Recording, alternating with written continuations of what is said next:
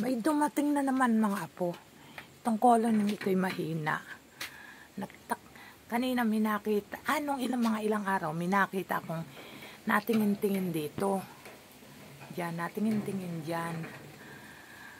4 na piraso siguro. Tuwing umaga ganyan, minakikita ko. Tapos kanina, nakita ko may ilang pirasong diyan, napasok na diyan. Madami, akala ko manggaling din dyan sa loob. Apay ngayon, pagbalik ko ayan nagkakagulo, kadami na mga po. Kahinaan yan. Tapos may napasok din doon sa isang colony yun. Iiwala mga laman, tinanggal ko ng mga paing kong honey dyan. Basta box lang yan. Tapos may propolis na kaunti. Ayan o, ganyan lang kayo magtatrap kayo mga apo. O pati dito naniningin. Saan ba talaga kayo o? Pero dumami na dito o. Dami na. Wala yan mga apo, wala na yan, kakaunti na. Inaano ko yan. Pero ayan no, awa at tulong ng Diyos o.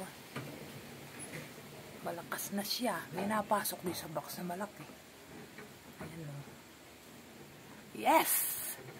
Pinalakas niya. Tapos sana ito magkaroon din ng tawa. Ayan no.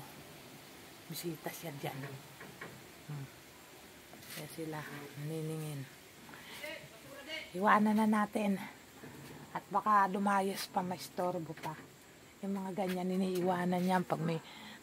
Kaya ang gawin yung mga apo, maglagay lang kayo ng trap.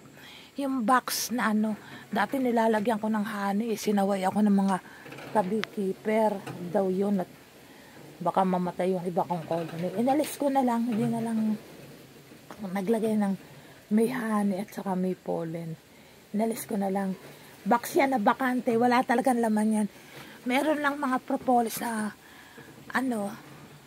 na nilagay ako dyan, yun na lang. Kasi hindi naman delikado ang propolis. Ay, pa rin. Ayan, may nadating pa rin dito sa ko.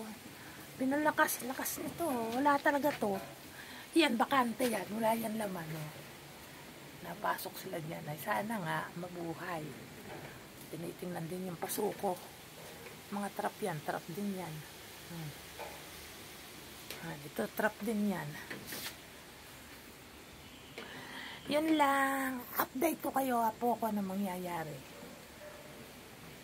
Bye-bye!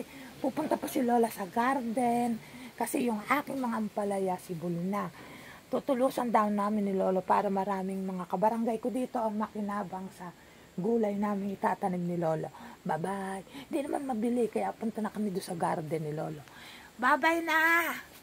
Biroy, bye-bye na ha. Iwanan ko muna kayo ha. Yakag pa kayo ng marami. Pumunta dito kay Lola. Mas safe kayo rito. Ayusin natin ang bubong. Bye-bye.